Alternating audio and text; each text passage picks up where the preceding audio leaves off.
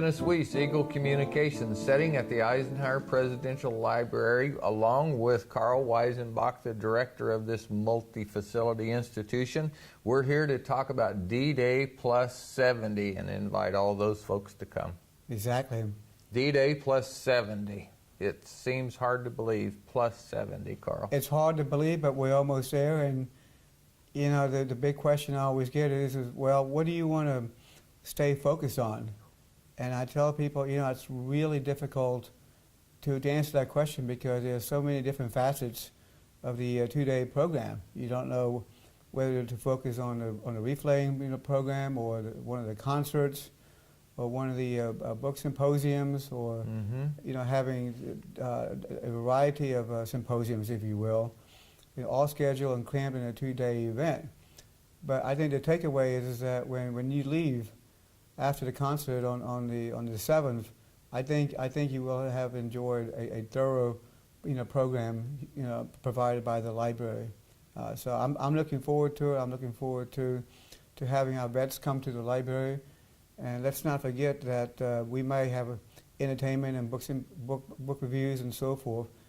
But the bottom line is, this is about the veteran. This is about the veteran being able to reminisce and about the war that he or she served in, and it's salute to them. So that's our first priority, and a lot of the programs are centered around just that. You know, how to engage the veteran in this special programming that I think is very unique in the U.S.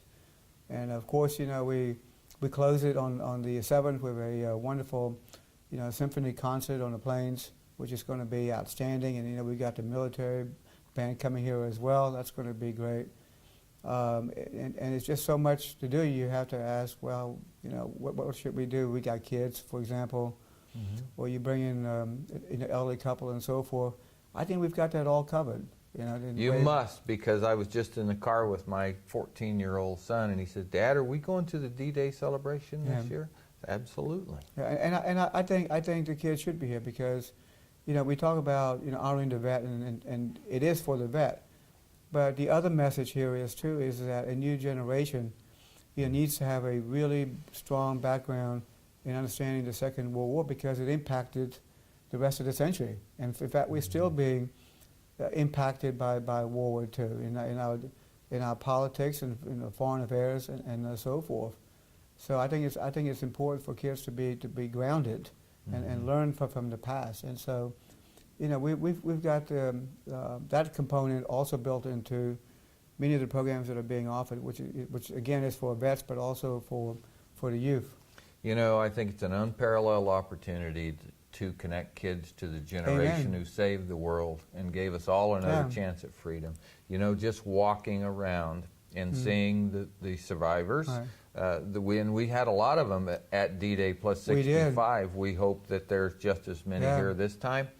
But what a tremendous opportunity to stand next to one of those elderly gentlemen and thank them or even engage them in conversation. I watched that happen last time at D-Day+65, and it's just, you see the change in the face of the young people. They get a realization of who they were and what it really took to accomplish these things. But one thing is the takeaway that I had 5 years ago was that we thank the veteran, as we should, but it was a major impact on families too.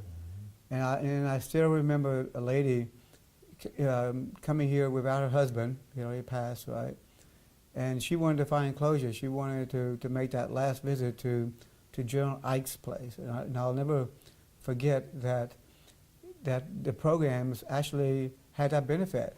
That it allowed an individual to find closure. So when you start planning, for these events, you also think about the families that were heavily impacted, that went through the war and so forth. And I also think that where we can find common ground with youth and also with veterans and families are the exhibits. I mean, we have exhibits in the museum building, and we have museum artifacts and so forth in this particular building as well. We're wall to wall with museums, with exhibits explaining World War II to a new generation, but also to remind the vets about what they did in the big war. Right? So I find that a useful exercise as well, and because the exhibit, as you know, it's a 3-year exhibit, and every 6 months or so, we change out the artifacts. We have new items as we walk through or battle our way through Europe. So I think that's going to be quite enjoyable for our visitors as well. Well, folks, I know that you'll have a good time if you come here at the Eisenhower Presidential Library, June 6th and 7th, 2-day event. Lots of things going on, including a C-47 flyover that you can ride on if you have $1,000 to donate. But what a wonderful opportunity, Karl. June 6th and 7th, right here in Abilene, Kansas. You come.